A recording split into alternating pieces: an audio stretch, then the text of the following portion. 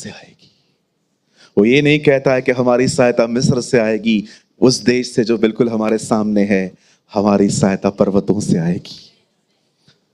Hallelujah. ओ, मैं आप में से हर एक को कहना चाहता हूं, इन दिनों में छोटी छोटी बातों के लिए प्रभु की मदद मांगिए।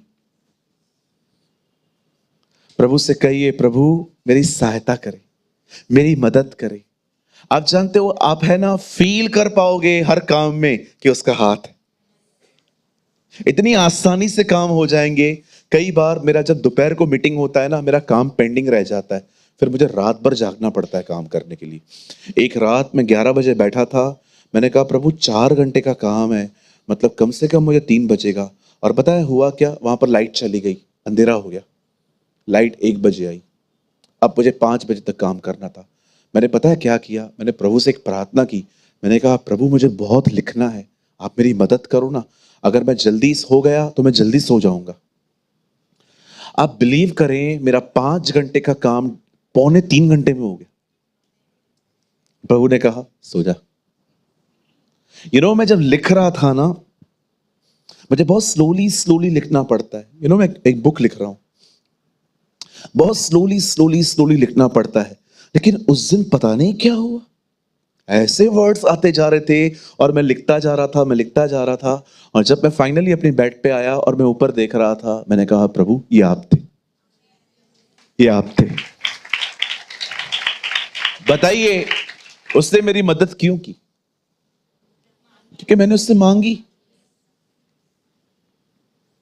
मेरी प्रार्थना है प्रभु आपकी स्मार्टनेस को ब्रेक करे अपने विषय में। मैं कुछ हूं, बाकी दुनिया में थोड़ा एटीट्यूड रखना जरूरी है, डोंट वरी। दुनिया में व्यवहारिक बनो। सुपरमार्केट जा रहे हो, 200 रुपया बिल है, आपने 500 दिया, 300 रुपया लेना जरूरी है, ठीक है? कहो बाजोले को, छुट्टा नहीं छोड़ सकते। हाँ, इतना, हाँ, दयालु बनने का मतलब ये नहीं है कि आप 300 रुपया छोड़ दो। मैं जानता हूं आप बहनों 3 रुपया नहीं छोड़ते हो, आप 300 कहां से छोड़ोगे? पास्टर जी आप एक काम करो ना, ये आप न सिखाओ, ये हम आपको सिखा सकते हैं। आई नो कुछ लोग बहुत ज्यादा ही व्यवहारिक होते हैं। आज जो वचन मैं आपको बताना चाहता हूं, ये बिल्कुल उसी मरियम की तरह है।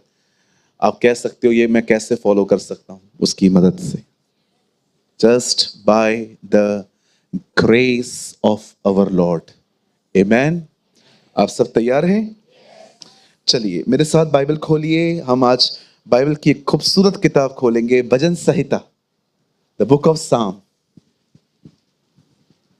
और हम सब खोलेंगे भजन संहिता की किताब। Open your Bible with me, the book of साम। अगर आप उर्दू पढ़ते हैं तो जबूर और उसका 37वां अध्याय, चैप्टर 37। बहुत सारे घरों में ये वचन लगा हुआ रहता है, पेंटिंग पे, बहुत सारे लोगों के वॉल्स पे लगा रहता है, स्टेटस पे लगाते हैं। आज हम इसके बारे में कुछ समझेंगे। मेरे साथ खोलें भजन संहिता 37 का 4 वचन। यहां लिखा है, यहोवा को अपने सुख का मूल जान और वह तेरे मनोरथों को पूरा करेगा। Also delight yourself in Yehovah, Yahweh, and he will give you the desire of your heart. आइए सब सामने देखें, बड़े ध्यान से सुनिए। इस बात को हमेशा याद रखिए, सक्सेस कभी भी संतुष्टि नहीं दे सकती। मैं ये नहीं कह रहा हूं कि आप सक्सेस होने के लिए मेहनत न करें। परमेश्वर का वचन कहता है, जैसे हम आत्मिक चीजों में उन्नति कर रहे हैं, हम सारी बातों में उन्नति करें। आप में से हर एक को ये मैं बताना चाहता हूं, प्रभु कभी नहीं चाहते कि आप गरीबी में जिंदगी जिए। प्रभु कभी नहीं चाहते कि आप बीमार रहें। प्रभु कभी नहीं चाहते कि आपकी जो जिंदगी है वो दवाइयों पर डिपेंड हो। ये बात याद रखिए, ये परमेश्वर की मर्जी नहीं है। प्रभु चाहता है आप आशीषित रहें। प्रभु चाहता है कि आपकी आपकी जो फाइनेंशियल कंडीशन है वो बहुत अच्छी रहे। और प्रभु चाहते हैं कि आपके पास इतना हो कि आप दूसरों की मदद कर पाएं। प्रॉब्लम वहां होती है जहां पर लोग एक्सट्रीम चले जाते हैं, वो अंबानी और अडानी बनने के सपने देखते हैं।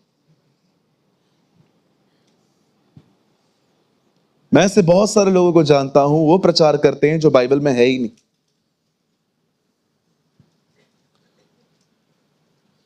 मुझे याद है एक चर्च के अंदर कन्फेशंस किया करवाए जा रहे थे, कन्फेस करो कि हमें मर्सिडीज बेंज मिलेगी। और मेरे बाजू में एक लड़का बैठा था, वो तो कलर भी कन्फेस कर रहा था, प्रभु मेरे को ब्लैक चाहिए यीशु मसीह के नाम में। कहां लिखा है ये सब? मैं हमेशा प्रभु से कहता हूं, प्रभु मुझे ये चाहिए, तेरी इच्छा हो तो देना, मुझे चाहिए। और अगर तू नहीं देगा मैं समझ जाऊंगा तेरा मर्जी नहीं है। सिंपल। मैं आपको एक खूबसूरत प्रार्थना सिखाऊं, आप बहुत सारी बातों से आजाद हो जाओगे, मुक्त हो जाओगे, फ्री हो जाओगे। जो चाहिए प्रभु से मांगो, अंत में कहो तेरी इच्छा पूरी हो। जो वो दे वो उसकी मर्जी थी, जो वो न दे छोड़ दो। आप न्याय के दिन जब उसके सामने जाओगे ना, विश्वास करो 100 सवालों को जवाब देने से बच जाओगे। आप उसको कहोगे, प्रभु जी कोई बात नहीं, आपने नहीं दिया और जो आपने दिया उसके लिए धन्यवाद। इधर जिद करते हैं लोग, जमीन को मुक्के मारते हैं, दे। एक बात याद रखो, प्रभु है ना, जिद करने पर दे देता है, लेकिन बाद में बोलोगे ना वापस ले, नहीं लेगा। याद रखिए, मैं समझने वाले को इशारा काफी है। बहुत जिद करोगे ना, बाइबल कहती है तू अपने खुदावन खुदा की आजमाइश न कर। मुझे पता है आप में से बहुतों को अपनी शादियां याद आ गई हैं। कैसा मांगा था ना, अभी ले रहा है वापस हो? नहीं, अब रख तेरे गले में, है ना। कहिए पास वाले को, प्रभु का स्वभाव है दे देगा, वापस नहीं लेगा। आप देख रहे हो, शैतान को ताकतें दी थी उसने, उससे भी नहीं लिया, तुमसे कहां से लेगा? सोच समझ के मांगो, प्रभु मुझे बड़ा बिजनेस दे, वो दे देगा। संडे चर्च आ पाएगा उसके बाद? तू बोलो बोलो, व्हाट इज योर डिजायर? याद रखो, सक्सेस किसी को संतुष्ट नहीं कर सकती। कोई व्यक्ति नहीं है यहां पर जो ये कह सके मुझे ये मिला और मैं उसमें से खुश हूं और बस मुझे इसके बगैर कुछ नहीं चाहिए। लोग हमेशा एक लेवल पे जाके दूसरा लेवल ढूंढते हैं। इस दुनिया में एक ही पर्सन है जो एक आदमी को संतुष्ट करता है, और जब आप उसके साथ रहना सीखोगे ना, अब आप कहोगे अब कुछ नहीं चाहिए, और वो यीशु मसीह है। He is only Jesus। इस दुनिया में कोई किसी को संतुष्ट नहीं कर सकता। मैं आपको बताना चाहता हूं, आप आईफोन 16 लो, आप 17 का वेट करोगे एक दिन कि वो फोन कब आएगा। आज आप 3 BHK में जाओ, उसके बाद आपको डुप्लेक्स लेने का मन करेगा। आज आप अच्छे कपड़े पहनो, आप आज अच्छी जीन्स पहनो, कल आपको लगेगा कि यार मैं कुछ और पहनूं। इंसान कभी भी अच्छी चीजों से संतुष्ट नहीं हो सकता। मैं आप में से हर एक को कहना चाहता हूं, एक ही व्यक्ति है इस पूरे कायनात में, जब आप उसके साथ रहना सीखोगे ना, और आप उसे एक ही बात कहोगे, बस अब ये मत लेना, मुझे यही चाहिए।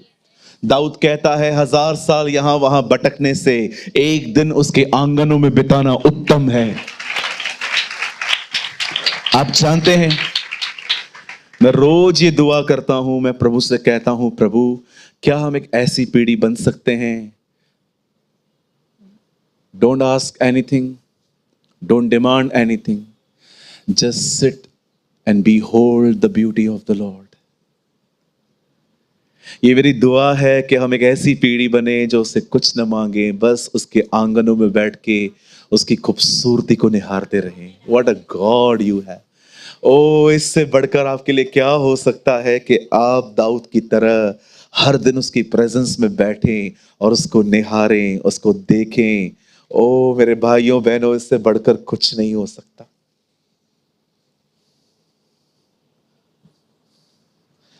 Just behold the beauty of the Lord.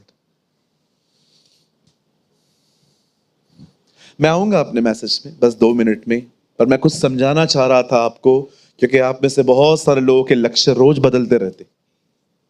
Sunday के दिन आप हो सकता है जील से यहां से निकलते हो, आज के बाद मैं प्रभु के लिए दूंगा विश्राम।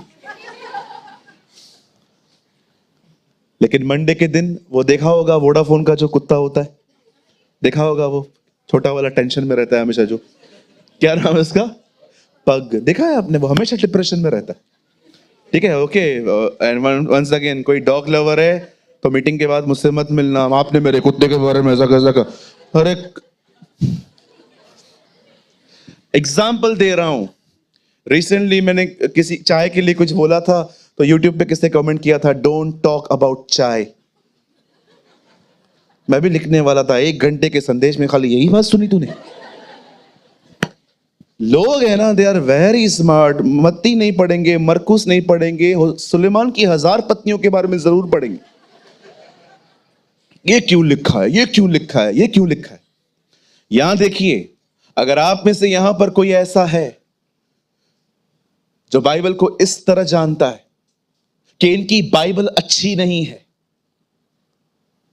इनकी बाइबल में लिखा है कि एक बाप ने बेटियों के साथ ये किया, इनकी बाइबल में लिखा है कि इनके राजा दाऊद ने व्यभिचार किया, इनकी बाइबल में लिखा गया है एक आदमी ने 1000 बीवियां रखी, इनकी बाइबल के अंदर लिखा गया है इनके एक चेले ने अपने स्वामी को ही पकड़वा दिया, एक चेले ने 3 बार इनकार किया। मैं आपसे एक सवाल पूछना चाहता हूं, जो ये सोचते हैं कि बाइबल के अंदर इस तरह की करप्शन है, मैं आपसे एक सवाल पूछना चाहता हूं, मुझे बताइए बाइबल के अंदर जो कुछ भी ये लिखा है, ये एक आज्ञा है कि रिकॉर्ड है?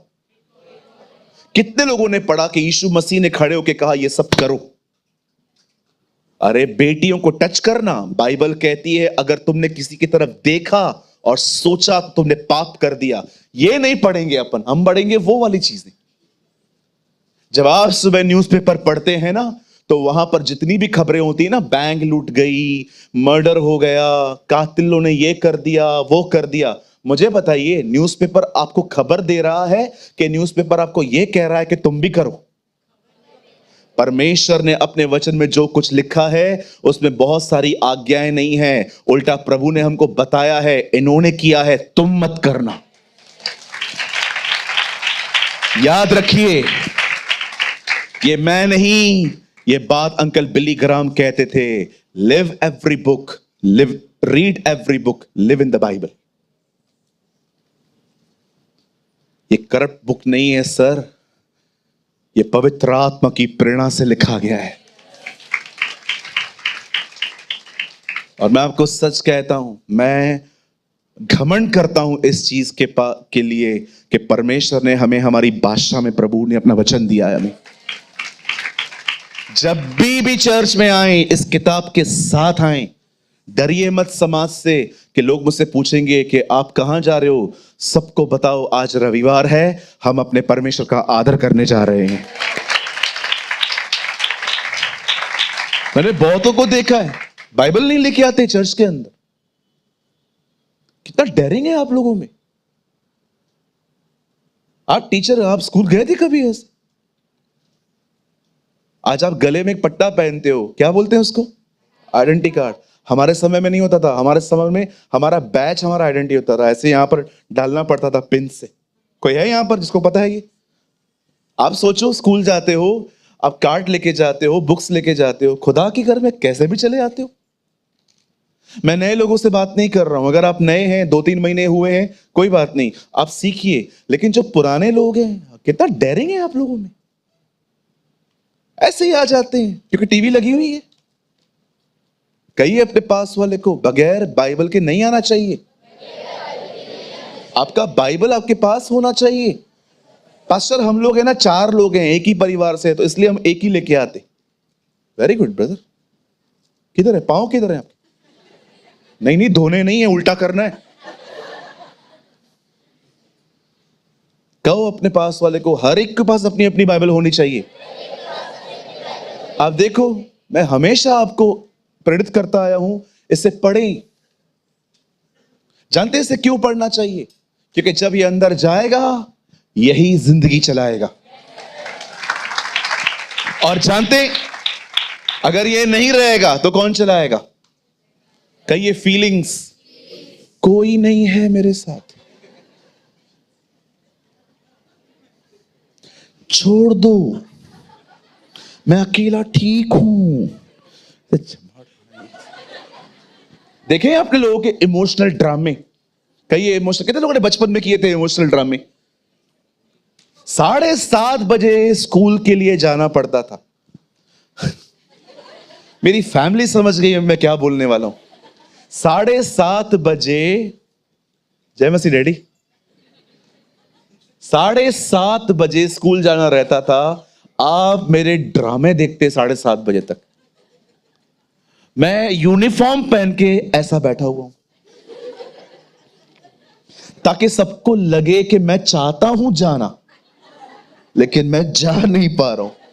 7:30 बजे वैसे बैठता था। मेरी मम्मी दूर से कहती थी, क्या हुआ?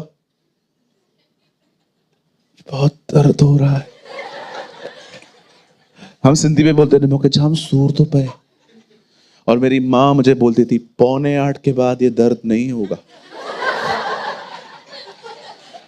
बताओ क्यों?